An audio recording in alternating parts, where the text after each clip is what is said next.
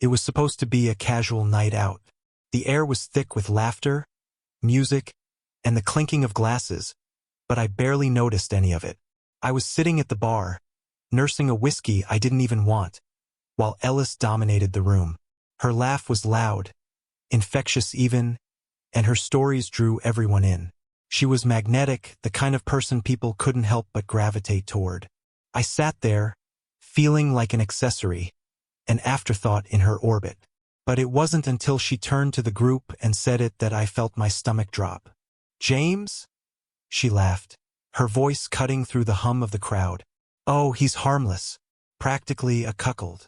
The word hit me like a slap across the face. The laughter that followed burned in my ears. I froze, my hand tightening around the glass. Did she just say that? Did she even realize what she was doing? Her smile didn't falter, not even for a second. My face burned with shame, and I felt the weight of a dozen eyes on me. Some pitying, some amused. I stood abruptly, my chair scraping loudly against the floor. "I'm going home," I muttered, my voice barely audible over the noise. She didn't stop me. She didn't even glance my way as I walked out the door, leaving behind the laughter and the humiliation. The cold night air hit me like a punch, but it wasn't enough to clear my head. My thoughts were a storm, loud and relentless. The word she used echoed over and over. Cuckold. How could she say that in front of everyone? I shoved my hands into my coat pockets, the icy wind cutting through me as I walked. The streets were quiet, the kind of quiet that made you feel alone even in a city full of people. My mind replayed the scene at the bar, her laugh, their smirks, my own inability to respond. It wasn't the first time Ellis had made me feel small, but it was the first time she did it so publicly, so deliberately. I wanted to believe it was a joke, but deep down, I knew better. This wasn't just a slip of the tongue. This was who she had become. Or maybe it was who she had always been, and I'd just been too blind to see it. I thought about the early days, how she used to make me feel invincible. She had this way of making you believe you were the only person in the world that mattered. But that feeling didn't last. Over time, the compliments turned into critiques, the warmth into coldness. She chipped away at me bit by bit until I didn't recognize myself anymore. My apartment came into view, a dimly lit building that looked as tired as I felt. As I climbed the steps, my phone buzzed in my pocket. I hesitated before pulling it out, already knowing who it was. Ellis. Her name on the screen made my chest tighten. I thought about ignoring it, but my thumb betrayed me, swiping to answer. "James?" Her voice was soft, almost tender. "Are you okay? I didn't mean to upset you. You know I love you, right?" Love. That word tasted bitter now. "Do you?" I asked, my voice flat. "Of course I do," she said quickly, as if saying it enough times would make it true. "Come on, don't be like this. We're good together, aren't we? You still love me, don't you?" Her words hung in the air like a challenge. Did I love her? The person she was now? The person who humiliated me in front of everyone? I didn't answer. "I'll see you at home," she said. Her tone suddenly clipped, and the line went dead. I stood there for a moment, phone in hand, staring at the darkness of the screen.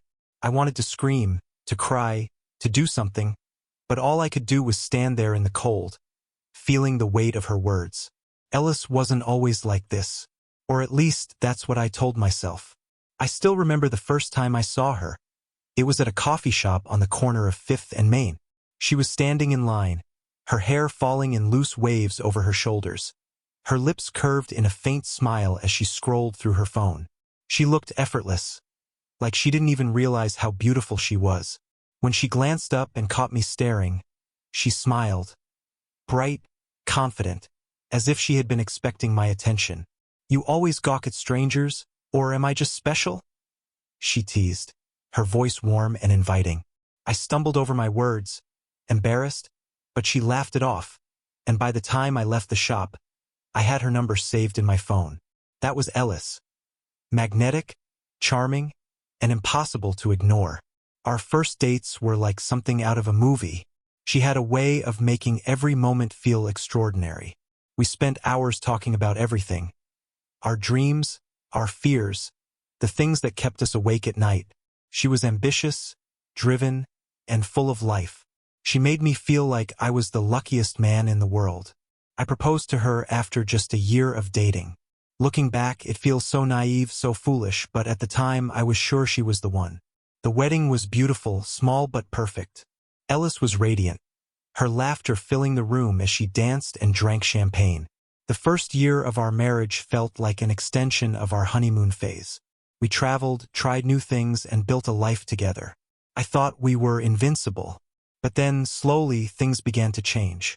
It started with little things, offhand comments about my appearance, subtle critiques about my habits. "Do you really need that second helping?" she'd ask with a laugh, her tone playful but her eyes sharp. Or, "You should dress better. You're not in college anymore." First, I brushed it off. I told myself she was just trying to help me improve. But as the months turned into years, the comments became more frequent, more cutting. She started criticizing my friends, my career, my choices. Nothing I did ever seemed to be good enough. But there were still good moments, enough to keep me holding on. She'd apologize after a particularly harsh fight, telling me how much she loved me, how much I meant to her, and I believed her. I wanted to believe her. The truth is, I didn't see the cracks forming. Or maybe I did, but I ignored them, hoping they'd disappear if I loved her hard enough.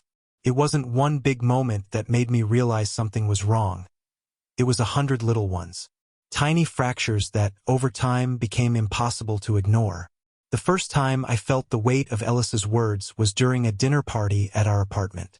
We had invited a few friends over, nothing fancy, just wine, some pasta, and conversation. I spent the entire day preparing, wanting everything to be perfect. Cooking wasn't something I did often, but I thought it would impress her.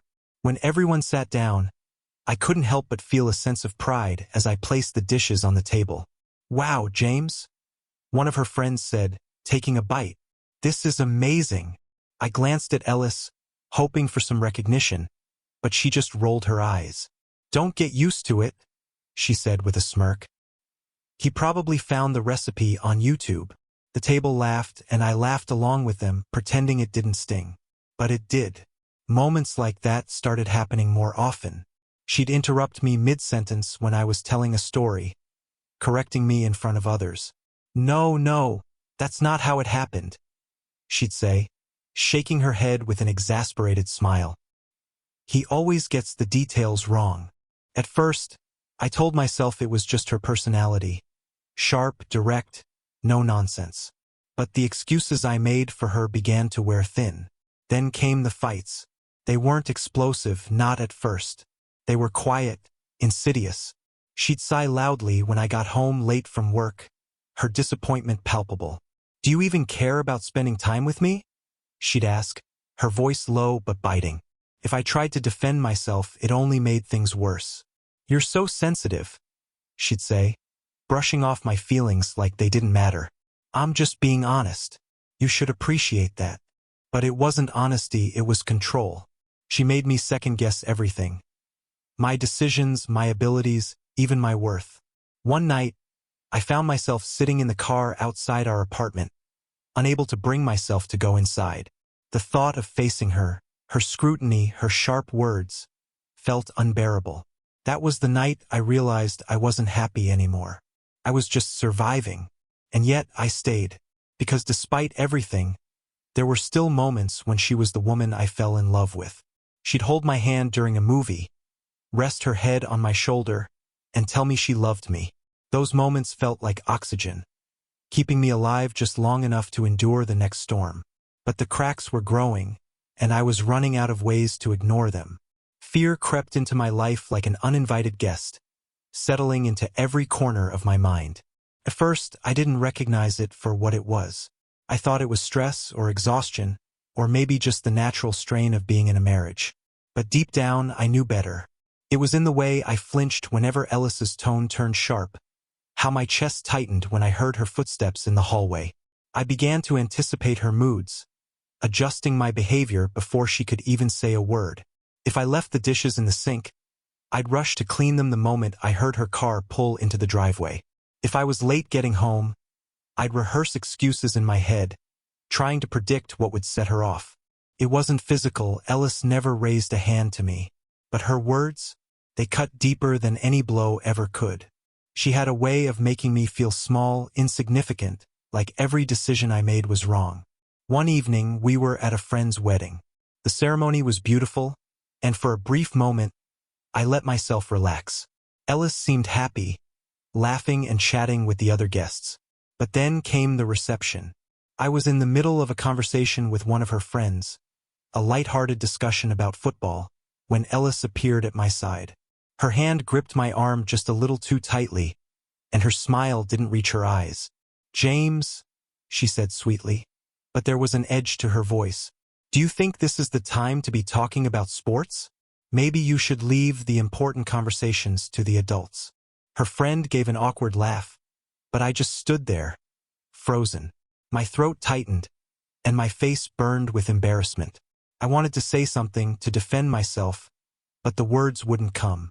That night, as we drove home, she acted like nothing had happened. She rested her hand on my knee, humming along to the radio, while I stared out the window, feeling hollow. The worst part was how normal it all felt. I'd grown so used to walking on eggshells that I didn't even realize I was doing it anymore. My life revolved around her, her moods, her needs, her approval. I started losing pieces of myself. My hobbies fell by the wayside. My friends stopped calling, tired of my excuses. Even my family noticed the change, though they rarely brought it up. "You seem different," my mother said once, her voice laced with concern. "Are you okay?" I lied, of course. I always lied. "I'm fine," I said, forcing a smile. "Just busy with work." But I wasn't fine. I was drowning, and I didn't know how to save myself. It had been a week since the incident at the bar, but the sting of Ellis's words still lingered. Despite the tension, she insisted we attend a dinner with her coworkers, a group she always wanted to impress. She claimed it was important for her career, and I agreed, hoping it might be an opportunity to smooth things over. The restaurant was upscale, with soft lighting and waiters in crisp uniforms. Ellis looked stunning, as always, in a sleek black dress that turned heads the moment we walked in. I trailed behind her like a shadow, a role I was becoming all too familiar with. The evening started out well enough. Her coworkers were polite, asking me questions about my work, my interests. I felt a glimmer of hope, thinking maybe this time would be different. But Ellis quickly took control of the conversation, redirecting attention back to herself. "James is so cute," she said at one point, her tone dripping with condescension. "He has this little thing he does when he's nervous," he stammers. "It's adorable." The table chuckled, and I forced a tight smile, feeling the familiar burn of humiliation creeping up my neck. I wanted to say something, to remind her that I wasn't a child, but the words caught in my throat. As the night wore on, her jabs became sharper. When I fumbled with my glass, spilling a few drops of wine on the tablecloth, she rolled her eyes dramatically. "God, James," she said loud enough for everyone to hear. "Do you have two left hands? It's like I'm babysitting sometimes." Laughter erupted around the table, but all I could hear was the pounding of my heart. My hands trembled as I set the glass down, avoiding eye contact with anyone. After dinner, one of her coworkers tried to lighten the mood, patting me on the back. "Don't worry about it, man," he said. "We all have our moments." But it didn't help. Nothing could undo the way she made me feel, like I was nothing. The car ride home was silent. Ellis seemed unbothered, scrolling through her phone as if the night had been a success. My hands gripped the steering wheel tightly, my knuckles white. When we got home, she finally spoke. "You were quiet tonight," she said, her tone almost accusatory. I didn't answer. What was the point? She sighed, tossing her purse on the couch. "I'm just trying to help you loosen up, James. You're so serious all the time. Can't you take a joke?" A joke. That's what she called it. But it wasn't funny, not to me. That night, as I lay in bed staring at the ceiling, I felt something shift inside me. The humiliation, the shame, the constant feeling of not being enough. It was becoming unbearable. I didn't know it yet, But that dinner was the breaking point. It was the moment I started to realize I couldn't keep living like this. After the dinner, something inside me broke. The shame I felt that night didn't fade like it usually did. Instead, it hardened into resolve. For the first time, I started to imagine a life without Ellis. The thought was terrifying. I'd built my entire world around her. Walking away would mean starting over alone. But the alternative, staying in a marriage that was slowly destroying me, that was no longer an option. It began with small steps. I started putting money aside, transferring bits from our joint account into a private one she didn't know about. It wasn't much, but it felt like reclaiming a piece of myself. Next, I began reconnecting with the people I'd pushed away, old friends, family members. I called my brother, someone I hadn't spoken to in months. At first, the conversation was stilted, but when he asked, "How are things with you and Ellis?" couldn't hold back. "They're complicated," I said, my voice wavering. He was silent for a moment before replying, "James, if you ever need anything at all, you call me, okay?" That offer of support, as simple as it was, felt like a lifeline. I also started seeing a therapist, something I'd been too ashamed to do before. Sitting in that small office, pouring out years of pain to a stranger, was both terrifying and cathartic. "You've been carrying this alone for too long," she told me. "It's okay to let go." But letting go wasn't easy. Ellis still had her moments of charm, her fleeting kindness that kept me tethered. She'd buy me gifts or surprise me with my favorite meal, always followed by a soft, "See, I do care about you." Those moments were confusing, making me question everything. Then came the documents. I spent hours staring at the blank forms, my pen hovering over the lines that would end our marriage. I felt a crushing guilt, like I was the one betraying her, even though I knew the truth.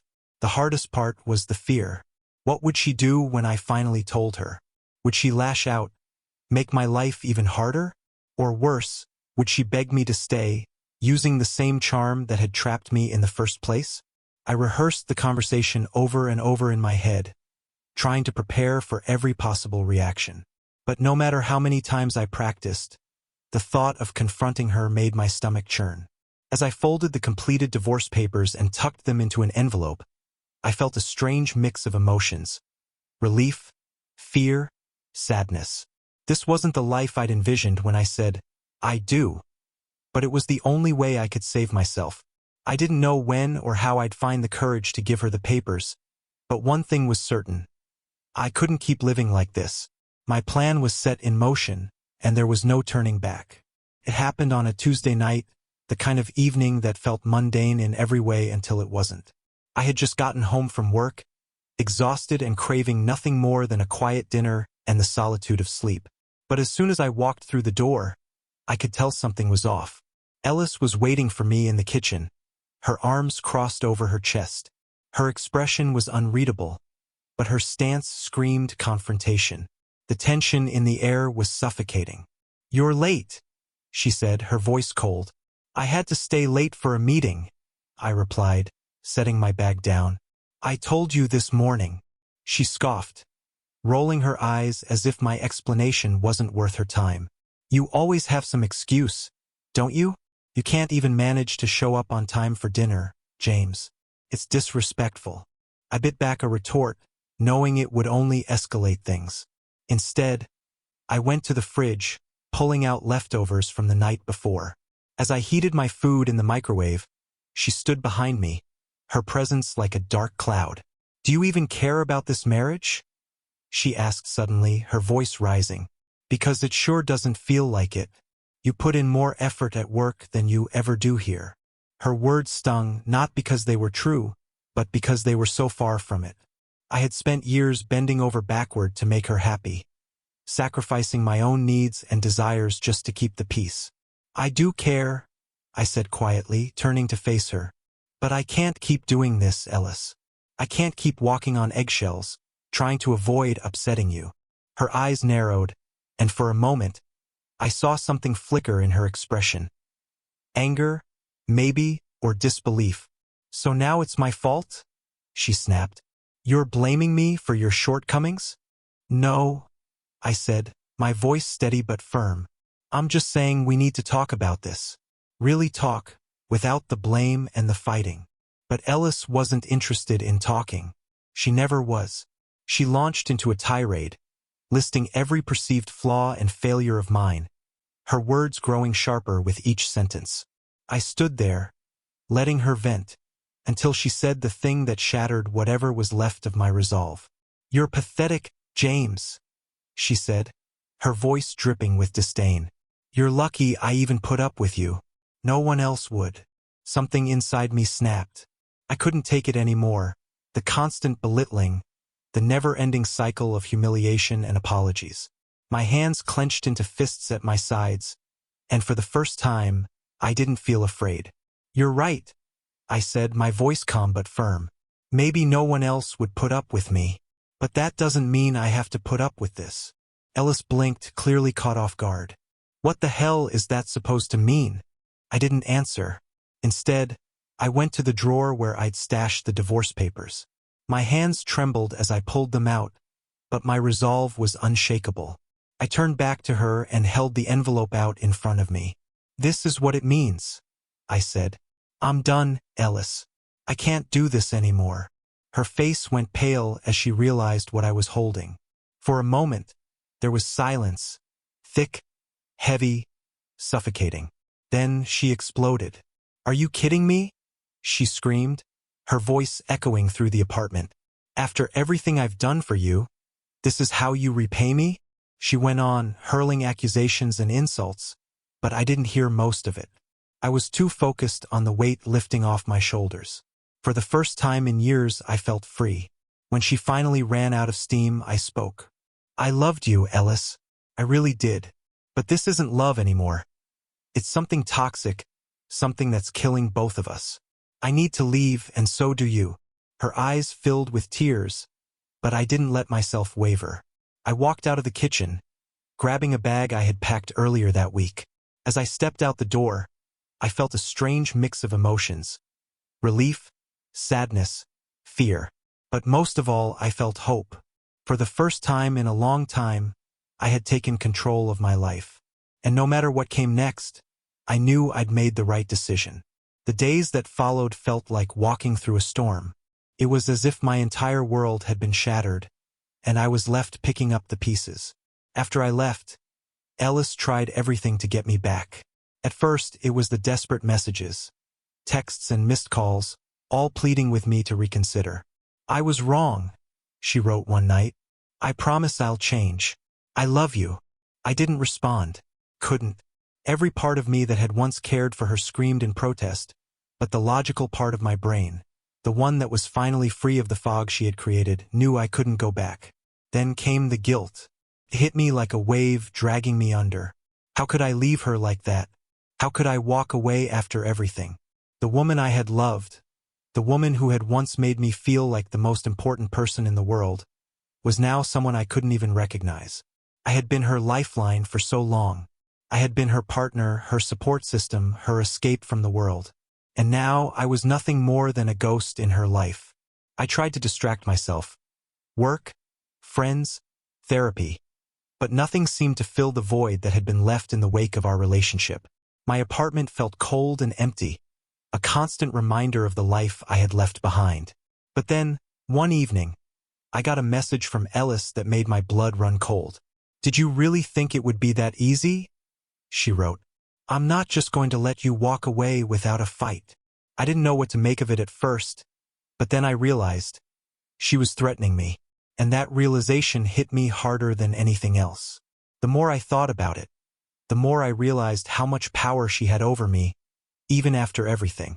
She knew exactly how to manipulate me, how to twist the knife when it was least expected. That night I had a breakdown. I'd just gotten home from work when my phone rang, her name flashing on the screen. I stared at it for a long time, the temptation to pick up almost overwhelming. What would I say? What would she say?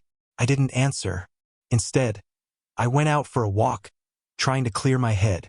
I ended up at a bar near my apartment, sitting alone at a table in the corner, nursing a beer and thinking about everything that had happened. I didn't know how long I'd been there when I felt a presence beside me. I looked up to find a man, one I didn't recognize, standing next to my table. His eyes were cold, calculating. "James, right?" he asked, his voice smooth. "Yeah," I responded cautiously. "I'm friends with Ellis," he said, sitting down across from me without waiting for permission. "She wanted me to tell you something." My heart sank, and I felt a chill run through me. "What's that?" I asked, trying to keep my voice steady. "She says you've made a huge mistake, and she wants you to know that she's not going to let you go without a fight." I froze. The words hit me like a punch to the gut. I had expected her to be upset, to try to guilt-trip me, but this felt different. This felt like a threat. The man's gaze was unwavering as he spoke again, his tone almost pitying. "You think you've won, don't you? You think walking away will solve everything. But it won't. Trust me, James. She doesn't lose." I didn't say anything. What could I say? He left as quickly as he'd appeared, and I sat there in stunned silence, trying to process what had just happened. Was this her way of showing me what I was up against? Was she really capable of going this far? In the days that followed, things escalated. She began showing up at my apartment unannounced, knocking on the door at all hours of the day and night. "We need to talk," she'd say, her voice breaking. "I can't lose you, James. Please don't do this." But every time I saw her, I felt that same knot in my stomach. It was no longer love. It was desperation. She wasn't trying to fix our relationship. She was trying to control me once again. I knew I had to get a restraining order. I was scared, not just for my safety, but for the man I was becoming. The man who had once been so full of life and hope, and now felt hollow, broken. I had spent so many years trying to make her happy that I had lost sight of who I was. One night, I called my therapist, barely able to form coherent sentences through the panic that was rising inside me. She told me to stay strong, to hold firm in my decision. "You've taken control of your life," she reminded me. "Don't let her take that away from you." The truth was, I was scared. Scared of what Ellis might do next. Scared of losing everything I had worked for. But more than that, I was scared of who I might become if I went back to her. I couldn't be that man anymore. The man who let himself be destroyed by someone else's needs. The man who let fear dictate his every move. I had to move forward. And even if it meant facing the fallout, I knew I had no choice. In the weeks following Ellis's relentless pursuit, something started to shift within me. It wasn't instantaneous, nor was it easy, but the more I resisted her attempts to pull me back into her orbit, the clearer it became that I could survive without her. The first step toward rebuilding my life was learning how to be alone. It was something I had avoided for so long. I had filled every moment with distractions. Work, therapy, brief encounters with friends, but never truly gave myself the space to feel the weight of my own solitude. I moved into a smaller apartment. Nothing fancy, just a place I could call my own, away from the memories of the life I had built with Ellis. I spent the first few days cleaning, unpacking my things, and setting up the bare essentials. It wasn't much, but it felt like freedom. I found that the silence didn't scare me as much as I thought it would. It was in the quiet moments when I could finally hear my own thoughts that I began to see things clearly. I wasn't the same person I had been when I first entered that relationship. I had lost pieces of myself, yes, but I was slowly starting to find them again. I returned to the hobbies I had abandoned, playing the guitar, reading books I had neglected, writing in the journal I had kept since high school. These small acts, these seemingly insignificant moments of rediscovery, gave me a sense of control that I hadn't felt in years. But rebuilding wasn't just about finding my old self. It was about creating a new version of me, one who was stronger, more independent, and less willing to compromise for the sake of someone else's happiness. I reconnected with old friends, friends who had always been there, but who I had pushed away out of guilt or fear. They were supportive, kind, and understanding, but also blunt when I needed it. "You've been through hell, man," Mark, one of my closest friends, said one night as we caught up over beers. "But you're still here. That's something." It was true. I was still here. I had survived the storm, and now I was ready to rebuild. But no matter how much progress I made, no matter how many positive changes I brought into my life, there was one thing I couldn't shake: the fear. It wasn't just the fear of Ellis showing up at my door or sending me threatening messages. It was the fear that I had become broken beyond repair, that I would always carry the scars of that relationship with me, that I would never be able to trust anyone again. One evening, as I sat on the couch of my new apartment, I decided to take a risk. I reached out to someone I hadn't spoken to in years. Sarah, a woman I had once dated briefly before Ellis. We had ended things amicably, but I had always wondered what might have been. "Hey, Sarah," I typed out nervously, staring at the message before sending it. "I know it's been a while, but I was wondering if you'd be open to catching up sometime." I sent it, my heart pounding as I waited for her response. When she replied a few hours later, I felt a mix of relief and excitement. "I'd love to, James. It's been too long." That small exchange marked a turning point. It wasn't about jumping into another relationship. Not yet. But it was about opening myself up again. It was about trusting that I could be more than just the broken man Ellis had left behind. As the weeks turned into months, I grew stronger. I started working out regularly, eating healthier, and even took a trip on my own to a small beach town. It was liberating, no one to answer to, no one to manipulate or control me. Just me and the world. One day, I found myself standing on the balcony of my new place, overlooking the city below. The sun was setting, casting an orange glow across the skyline. For the first time in what felt like forever, I felt at peace. I didn't have all the answers, and I wasn't whole yet. But I was on the path to becoming someone new. Someone who would never allow himself to be controlled, to be diminished, to be suffocated by fear again. It was a long journey, but I was finally moving forward. It had been nearly 6 months since I left Ellis behind, and while my life had started to take shape again, I was far from healed. The memories of her still haunted me.